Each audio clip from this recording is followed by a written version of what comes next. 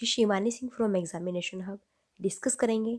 So friend, जैसा हमारा यहाँ पे टारगेट है सीटेट और ये है 21 जनवरी 2024। ओके, केंद्रीय शिक्षक पात्रता परीक्षा, जो कि हमारा चैनल है एग्जामिनेशन हब। यहाँ पर हम जो है ईवीएस की आपको कंटिन्यू प्रैक्टिस करा रहे हैं। ओके, बहुत ही बेस्ट यहाँ पे हम सारे पैडालॉजी के क्वेश्चन आपके सामने लेकर आते हैं। ओके, तो प्रैक्टिस सेट में आपको 8 कंप्लीट करा चुकी हूँ, ये 9 है। बहुत इंपॉर्टेंट सेशन है और 30 एमसीक्यूज क्वेश्चन रहेंगे, बहुत ही बेहतरीन, जो कि न्यू पैटर्न के अकॉर्डिंग आपके हैंगे। ओके, तो आइए फिर यहाँ पे हम अपना बिना टाइम वेस्ट के स्टार्ट करते हैं और देखते हैं अपने क्वेश्चंस का।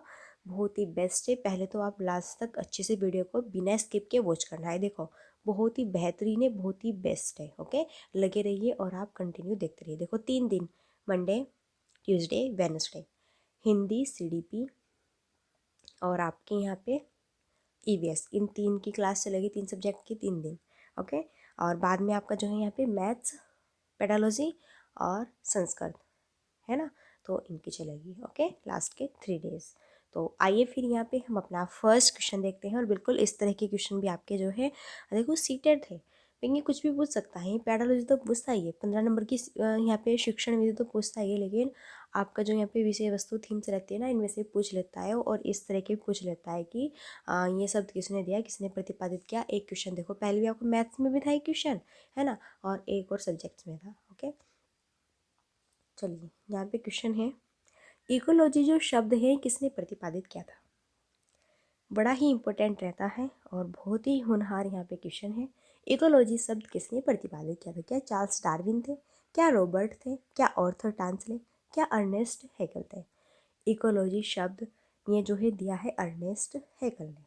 किसने, अर्नेस्ट हैकेल ने। अगर बात करें पारिस्थितिकी तंत्र, ये किसने दिया है, ये दिया है टांसले ने। पूछा है इकोलॉजी शब्द ये किसने प्रतिपादित किया था, तो ये अर्नेस्ट हैकेल ने। 4 यहाँ पे हमारा ऑप्शन जो है बिल्कुल करेक्ट हो जाना है। आप इसका स्क्रीनशॉट लीजिए और स्क्रीनशॉट लेकर इन सभी क्वेश्चंस के पीडीएफ के फॉर्म में इनको बनाइए और फिर कंटिन्यू पढ़ते रहिए। ओके, सो करेक्ट आंसर यहाँ पे मैंने जो है पीडीएफ में आपको यहाँ पे विद आंसर भी दिए हुए हैं, तो मैं ये आपके यहाँ पे आपको डिस्क्रिप्शन बॉक्स में प्रोवाइड करा दूँगी या कमेंट बॉक्स में, आप वहाँ से भी इसको प्राप्त कर सकते हैं।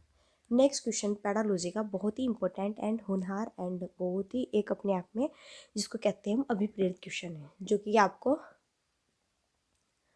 क्या करेगा, एक बहुत ही सक्रिय सोच के माध्यम से आपको सोचना है इस क्वेश्चन में कि हाँ कैसे हम क्वेश्चन को हल कर सकते हैं। बीज अंकुरण की अवधारणा को इस तरह सबसे बेहतर तरीके से पढ़ाया जा सकता है। तो बीज अंकुरण की अवधारणा को हम किस तरीके से सबसे बेहतर तरीके से पढ़ा सकते हैं, तो उसमें अंकुरित बीजों की फोटो दिखाकर, क्या हम फोटो दिखाकर पढ़ाएंगे, या फिर कक्षा में अंकुरित बीजों को दिखाना और अंकुरण की प्रक्रिया को स्पष्ट करना, या फिर बोर्ड पर चित्र बनाते अंकुरण के चरणों को प्रदर्शित करना, या फिर 4 ऑप्शन ये हमारा कहता है कि बीज बोने, अंकुरण के विभिन्न चरणों का अवलोकन करने और उनका चित्र बनाने की गतिविधियों को बच्चों के निष्पादित करने के लिए कहना। तो बिल्कुल यहाँ पे जो है बीज अंकुरण की अवधारणा, जैसे कि हमने एक यहाँ पे क्या लिया भाई, पौधा लिया, हम उसको यहाँ पे अपने घर पे लगाएंगे, है ना। हमने बीज लिया है, उसको यहाँ पे उगा दिया, एक पौधा लिया, वो कैसे ग्रो करेगा, कैसे इस पर फूल पत्ती फल ऐसे जिस चीज़ का भी लगाओगे तो उसी चीज़ से उसी तरह ग्रो करेगा। तो इन सब का एक पैटर्न यहाँ पे जानना, यानी कि बीज बोना, फिर अंकुरण जो होगा उसके विभिन्न चरणों का अवलोकन करो और फिर उनका चित्र बनाने की गतिविधियों को बच्चों को निष्पादित करने के लिए कहना। बिल्कुल, क्या इससे भी बेस्ट यहाँ पे हमारा ऑप्शन हो सकता है, नहीं। आइए फिर अब बढ़ते हैं हम नेक्स्ट, और नेक्स्ट हमारा क्वेश्चन है कि चट्टानों के कितने प्रकार हो सकते हैं। जो चट्टान होते हैं, चट्टान के कितने प्रकार होते हैं, क्या 1 या 2 या 3 या फिर 4। तो ये भी बहुत ही इंपॉर्टेंट क्वेश्चन है, बहुत ही अच्छा है। यहाँ पे होते हैं 3, कौन कौन से, एक तो आग्नेय चट्टान होती है, एक अवसादी चट्टान होती है, एक यहाँ पे रूपांतरित चट्टान होती है। चलिए आगे बढ़ते हैं। नेक्स्ट फिर हमारा सेशन का क्वेश्चन है कि भारत में सबसे ज़्यादा टाइगर रिजर्व किस राज्य में है। वह बताना है आपको, भारत में जो है सबसे ज़्यादा टाइगर जो रिजर्व है किस राज्य में, क्या महाराष्ट्र में है, या फिर उड़ीसा, या फिर उत्तर प्रदेश, या फिर एमपी। अगर हम बात करें भारत में सबसे ज़्यादा टाइगर रिजर्व किस राज्य में है, वो है एमपी, मध्य प्रदेश। मध्य प्रदेश की कैपिटल है भोपाल। और सबसे ज़्यादा वनों का उत्पादन भी मध्य प्रदेश में ही होता है। और भारत का हृदय मध्य प्रदेश को ही कहते हैं। मध्य प्रदेश स्टेट जो है, यहाँ से कर्क रेखा भी होकर गुजरती है। भारत में टोटल कर्क रेखा कितने राज्यों से होकर गुजरती है? 8 राज्यों से होकर गुजरती है। ओके, तो ये सारे क्वेश्चन आपको याद रखने हैं। वर्ली जो यहाँ पे एक चित्रकारी है वो कहाँ का फेमस है? महाराष्ट्र का है। उत्तर प्रदेश में कथक लोक नृत्य बहुत ज़्यादा फेमस है।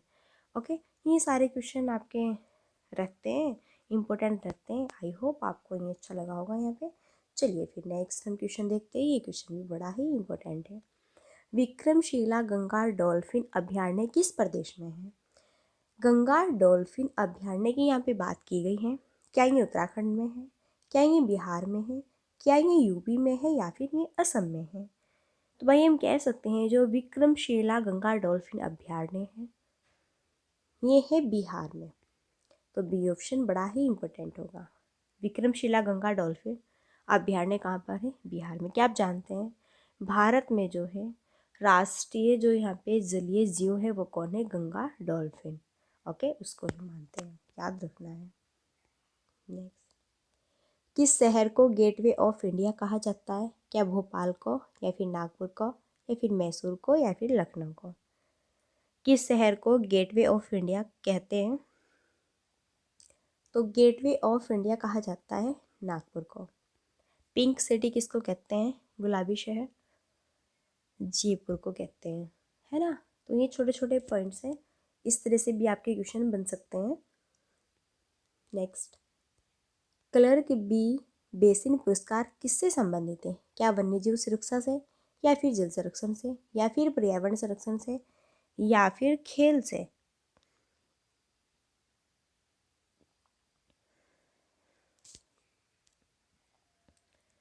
तो फ्रेंड्स,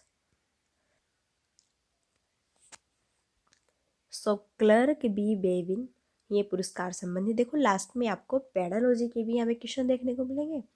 15 शिक्षण शास्त्र से और 15 आपकी इस तरह से। ओके, ये विषय क्लर्क बी बेविन ये पुरस्कार जो है वन्यजीव सुरक्षा से संबंधित है। आइए फिर आगे बढ़ते हैं। इनमें से कौन सी संधि या प्रोटोकॉल अंटार्कटिका में खनन पर रोक लगाता है? क्या अंटार्कटिका एनवायरनमेंट प्रोटोकॉल है या फिर जेनेवा प्रोटोकॉल या फिर टोक्यो है या फिर इनमें से कोई नहीं? इनमें से जो है अंटार्कटिका एनवायरनमेंट प्रोटोकॉल अंटार्कटिका में खनन पर रोक लगाता है। सो फ्रेंड्स, ए ऑप्शन बिल्कुल यहाँ पे करेक्ट होगा। ये बड़ा ही इंपॉर्टेंट क्वेश्चन है, यहाँ पे रहता है, बेहतरीन है। एनसीएफ 2005 के अकॉर्डिंग उच्च प्राथमिक स्तर के विज्ञान की पाठ्यचर्या के निम्नलिखित में से कौन सा अनुशंसित है? आइए फिर यहाँ पे आपको ऑप्शन दे जाएंगे, बताना है कौन सा करेक्ट ऑप्शन है। पहले तो ए बी सी डी यहाँ पे दिए हुए हैं, फिर लास्ट में स्टेटमेंट है, चूज करना है। क्या अवधारणाओं को रोजमर्रा के अनुभव की समझ बनाने से जोड़ा जाना चाहिए? बातें तो सही है। क्या अवधारणाओं तक गतिविधियों प्रयोगों द्वारा पहुंचा जाना चाहिए? ये भी बिल्कुल करेक्ट है। क्या अवधारणा का विषयक उपागम द्वारा शिक्षण होना चाहिए? चलिए देखते हैं ये होगा कि नहीं। या फिर अवधारणाओं के साथ नियम और सिद्धांतों को पेश करने की आवश्यकता है? जी बिल्कुल, यहाँ पे अवधारणा को विषयक उपागम द्वारा शिक्षण होना चाहिए, ये यहाँ पे हमारा पॉजिटिव नहीं है। बाकी ए ऑप्शन पॉजिटिव है, बी ऑप्शन पॉजिटिव है यहाँ पे, और डी ऑप्शन भी पॉजिटिव है। तो यहाँ पे करेक्ट आंसर होगा हमारा ए बी और डी। ए बी और डी, यानी कि ए ऑप्शन ही हमारा यहाँ पे जो है कंप्लीट हो जाएगा और बेस्ट होगा। एक पुरुष जिसका रक्त ओ है एक ए रक्त समूह वाली स्त्री से शादी करता है, उसके पहले बच्चे के रक्त समूह ओ होने की क्या संभावना है?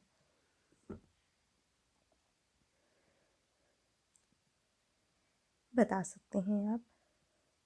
एक पुरुष जिनका रक्त 0 है एक ए रक्त समूह वाली स्त्री से शादी करता है, उसके पहले बच्चे के रक्त समूह ओ होने की संभावना है।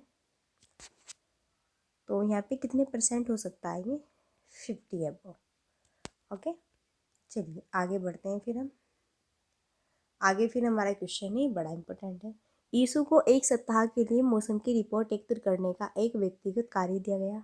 नीचे दिए गए आकलन संकेतकों से पहचाने कि यीशु कहाँ गलत हो गई।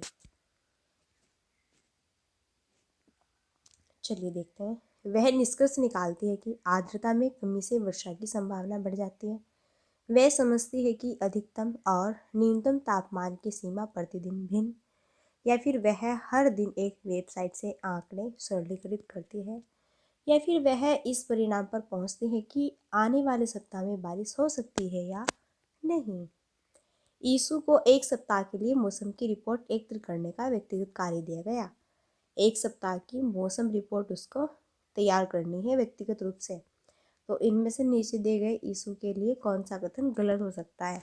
और तो सारे ऑप्शन बिल्कुल बेस्ट हैं। बिल्कुल वो इससे अनुमान ये भी लगाएगी कि भाई बारिश होगी कि नहीं होगी, ये तो सही है।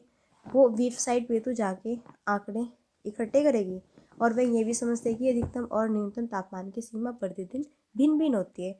आज इतने यहाँ पे डिग्री है तो कल इतने डिग्री होगा, आज इतने डिग्री है कल इतने, परसों इससे अलग होगा, भिन्न होगा, है ना।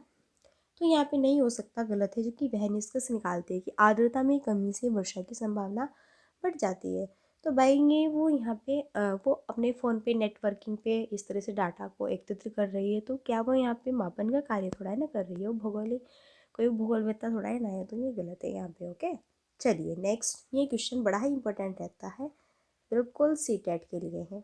टूटता तारा उल्का है, एक समान गति से चलने वाला तारा, एक चमकता पिंड जो वायुमंडल में एक समान गति से चलता है, या फिर एक तारा जिसके एक सिर पर पूंछ होती है, या फिर उल्का जो पृथ्वी के वायुमंडल में प्रवेश करते ही क्या कर लेता है भाई, आग को पकड़ लेता है। बिल्कुल जो टूटता हुआ तारा होता है वो यहाँ पे समान गति से चलने वाला तारा नहीं होता, ना वो यहाँ पे एक समान गति से चलता है, ना ही उसमें कोई पूंछ होती है। टूटता तारा होता है उल्काब जो पृथ्वी के वायुमंडल में प्रवेश करते ही आग पकड़ लेता है, उसको ही हम यहाँ पे टूटता तारा कहते हैं। नेक्स्ट, ये बहुत ही इम्पोर्टेंट आपका यहाँ पे क्वेश्चन रहने वाला है सीटेट के लिए। पर्यावरण अध्ययन की कक्षा में अवधारणाओं को स्पष्ट करने के लिए कविता और कहानी कथन का प्रयोग करना। बिल्कुल ईवीएस हम यहाँ पे पढ़ा रहे हैं, उसकी कक्षा में अवधारणा उनको स्पष्ट करने के लिए कविता, पोएम्स, और भाई यहाँ पे जो है कहानी, स्टोरी, इसका क्या यहाँ पे यूज़ करना चाहिए और कैसे करना चाहिए, और इससे हमें क्या यहाँ पे लाभ मिल सकता है। क्या उचित दिशा में बच्चों की ऊर्जा का संकेंद्रित करता है? बिल्कुल नहीं। पाठ की आनंददायक और रोचक बनाने में हेल्प करता है। चलिए देखते हैं। स्थानीय एवं विश्व स्तर पर संसार की प्रकृति को खोजने और कल्पना करने की योग्यता का विकास करने में हेल्प करता है। बिल्कुल नहीं कि यहाँ पे कहानी के माध्यम से आप विश्व स्तरीय या फिर स्थानीय चीज़ों को सीख रहे हैं, नहीं। बच्चों में विद्यमान भाषिक एवं सांस्कृतिक विविधता का ध्यान रखता है, बिल्कुल नहीं। तो जब हम यहाँ पे अपने पर्यावरण को, अवधारणा को स्पष्ट करने के लिए यहाँ पे कुछ पोएम्स, कुछ कहानियों का यूज़ करते हैं। जैसे मैं यहाँ पे 1 से 5 क्लास के स्टूडेंट्स को कुछ भी यहाँ पे लेसन पढ़ा रही हूँ किसी भी सब्जेक्ट्स में, तो मैं उसे कहानी या फिर पोएम्स के माध्यम से पढ़ाऊँगी, है ना। तो इस तरीके से हम यहाँ पे उनको अच्छे से एक्टिविटीज़ के माध्यम से एक आनंददायक के रूप में मैं कह सकती हूँ, एक ऐसा आनंद उनमें जागृत करके, एक मोटिवेट उनमें जागृत करके इस तरीके से मैं उनको डीले करूँगी कि बहुत ही बेस्ट तरीके से वो चीज़ें सीख पाएंगे और पढ़ने में भी आनंद लेंगे। आपने देखा होगा छोटे बच्चे ऐसे होते हैं कि अगर कोई भी टीचर उनको यहाँ पे थोड़ा सा भी इग्नोर कर दे, या फिर थोड़ा धमकी वमकी से धमका दे, या फिर पिटाई पिटाई कर दे, तो वो उन टीचर से बिल्कुल भी क्या करता है, लगाव नहीं रखता है। और अगर आप बहुत अच्छे से एक टीचर के साथ, एक जो है स्टूडेंट के साथ में रहते हैं, तो बच्चा बहुत ही अच्छे से लगाव करके आपके साथ में टाइम स्पेंड करना चाहता है, आपसे क्वेश्चन पूछना करना चाहता है। तो इस तरीके से ओके, तो हमको अपना जो सबसे पहले तो हमारी यहाँ पे होनी चाहिए, हमारा जो नेचर होना चाहिए, स्वभाव होना चाहिए, बिल्कुल एक टीचर्स के अकॉर्डिंग ये दायित्व बनता है हमारा कि हम बच्चे के सामने बिल्कुल इस तरीके से फेस आए जिससे कि उनको हमसे कोई भी यहाँ पे बात पूछने में या फिर हमसे बोलने में कोई भी हेजिटेशन ना फील हो। एक अच्छे से आपको यहाँ पे आदत शुरू करके उनके साथ में रहना है। निम्नलिखित कथन में से कौन सा विज्ञान की प्रकृति का सबसे अच्छा वर्णन करता है? वैज्ञानिक अपने कार्य में पूर्ण रूप से निष्पक्ष होते हैं। वैज्ञानिक विधि अनुसंधान के संचालन के लिए एकमात्र मार्गदर्शिका है, या फिर विज्ञान विश्वासों की प्रणाली है, क्या फिर विज्ञान प्रकृति में सामाजिक है? तो भाई आपको तो यहाँ पे इस क्वेश्चन का करेक्ट आंसर बताना है। तो इनमें से कौन सा विज्ञान की प्रकृति का सबसे अच्छा वर्णन करता है? तो इसका करेक्ट आंसर होगा वैज्ञानिक अपने कार्य में पूर्ण रूप से क्या होते हैं? निष्पक्ष होते हैं। ओके, ए ऑप्शन हमारा यहाँ करेक्ट आंसर बन जाएगा। चलिए देखते हैं नेक्स्ट। विज्ञान की पाठ्यचर्या में संज्ञानात्मक वेदता का अर्थ है पाठ्य पुस्तक का तुच्छीकरण, विज्ञान के उचित मजेदार तत्वों को शामिल करना, विज्ञान की अवधारणाएं समय के साथ कैसे विकसित होती है का समावेश, या फिर शिक्षार्थियों के संज्ञानात्मक स्तर के अकॉर्डिंग सामग्री के समायोजन। इस तरीके से हमारे इस क्वेश्चन का करेक्ट आंसर क्या बनेगा? तो विज्ञान की पाठ्यचर्या में संज्ञानात्मक वेदता का क्या अर्थ होता है? क्या यहाँ पे पाठ्य पुस्तक का तुच्छीकरण? नहीं। क्या मजेदार तत्वों का शामिल करना? बिल्कुल नहीं। क्या यहाँ पे समय के साथ में कैसे डेवलप होती है का समावेश? बिल्कुल नहीं। यहाँ पे होगा डी ऑप्शन कि शिक्षार्थियों के संज्ञानात्मक स्तर के अकॉर्डिंग सामग्री का समायोजन। बिल्कुल।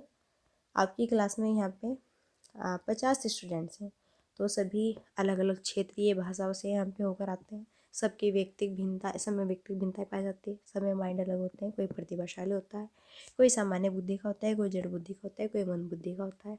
तो सबके स्तर को आप उनके अकॉर्डिंग एक सामग्री का यहाँ पे समायोजन करना है अच्छे से। ओके, नेक्स्ट ये क्वेश्चन बहुत ही बेस्ट है सीटेट के लिए, इसको वैसे काउंट करना। एनसीएफ 2005 के अकॉर्डिंग उच्च प्राथमिक स्तर के विज्ञान की पाठ्यचर्या में निम्नलिखित में से कौन सा अनुशंसित है? ये क्वेश्चन तो हमारा रिपीटेड है, हो चुका है। आइए फिर हम आगे बढ़ते हैं अपने नेक्स्ट क्वेश्चन की ओर। नेक्स्ट है पहचाने की जो कि विज्ञान के बारे में सत्य है। जब एक सिद्धांत को वैज्ञानिक सबूतों के द्वारा बहुत अधिक समर्थन मिलता है तो वह नियम बन जाता है। आने वाले समय में विज्ञान समाज की अधिकांश समस्याओं को हल करने में सक्षम होता है। खटाखट वीडियो को लाइक कर दीजिए सभी फ्रेंड्स, बहुत ही बेहतरीन सेशन है। ओके, वैज्ञानिक अपने काम को पूरा करने के लिए कल्पना पर बहुत विश्वास करते हैं। सभी वैज्ञानिक विचारों को नियंत्रित प्रयोगों द्वारा खोजा और परखा जा सकता है।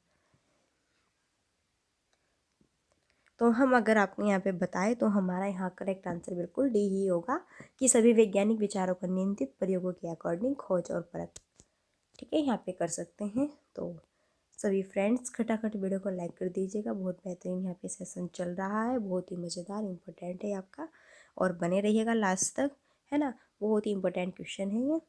नेक्स्ट है निम्नलिखित में से क्या शिक्षार्थियों में संकलनात्मक कमी को समझने के लिए एक उपयोगी रणनीति है? अवधारणा मानचित्र का उपयोग करना, नियमित गृह कार्य देना, प्रश्नोत्तरी सत्रों का आयोजन करना, प्रयोगात्मक कौशलों का अवलोकन करना। इस तरीके से हम कह सकते हैं कि हमारा यहाँ पे करेक्ट आंसर क्या होगा? यहाँ पे है निम्नलिखित में से क्या शिक्षार्थियों में संकलात्मक कमी को समझने के लिए उपयोगी है? तो यहाँ पे अवधारणा मानचित्र का उपयोग करना। ओके, नियमित गृह कार्य देना नहीं, प्रश्नोत्तरी पर एप्लीकेशन नॉट, तो ये नेगेटिव है, ये बिल्कुल बेस्ट है। नेक्स्ट और क्वेश्चन बहुत ही इंपॉर्टेंट है। विज्ञान को पढ़ने के लिए और अधिक लड़कियों को प्रोत्साहित करने के लिए आप निम्न सभी प्रकार को अपना सकते हैं, सिर्फ एक को छोड़कर। विज्ञान को पढ़ने के लिए और अधिक लड़कियों को प्रोत्साहित करने के लिए आप निम्न सभी प्रकार को अपना सकते हैं, सिर्फ एक को छोड़कर। तो क्या छोड़ना है, किसको अपनाना है, आइए देखते हैं। कक्षा में महिला वैज्ञानिकों को आमंत्रित को विज्ञान के बारे में मिथकों और रूढ़ियों की जांच में शिक्षार्थियों को जोड़ें, या फिर लैंगिक रूप से संवेदनशील भाषा की उपयोग करें और अपने शिक्षार्थियों को ऐसा करने के लिए प्रोत्साहित करें, या फिर ध्यान रखें कि विज्ञान की कक्षा में लड़कियां हमेशा हावी रहें। तो ये गलत है। देखो यहीं पे जो है आपका ये नेगेटिव ऑप्शन पकड़ा जा चुका है। बिल्कुल ये सही है, बी भी सही है, सी भी सही है, लेकिन डी यहाँ पे हमारा करेक्ट होगा। जल्दी से सभी फ्रेंड्स खटाखट वीडियो को लाइक कर दीजिएगा। बहुत बेहतरीन यहाँ पे आपका ये सेशन चल रहा है। नेक्स्ट है विज्ञान शिक्षक को और अधिक अपसारी प्रश्न पूछने चाहिए, क्यों? अपसारी प्रश्न क्या होते हैं? जो कि आलोचनात्मक वाले, जिनमें मौलिकता होती है, रचनात्मकता होती है ना, जो कि एक क्वेश्चन को हम कई अलग अलग तरीके से सॉल्व कर सकते हैं, अलग अलग थिंकिंग सोच सकते हैं, अलग अलग क्रिएटिव, है ना। तो ये होता है अपसारी चिंतन।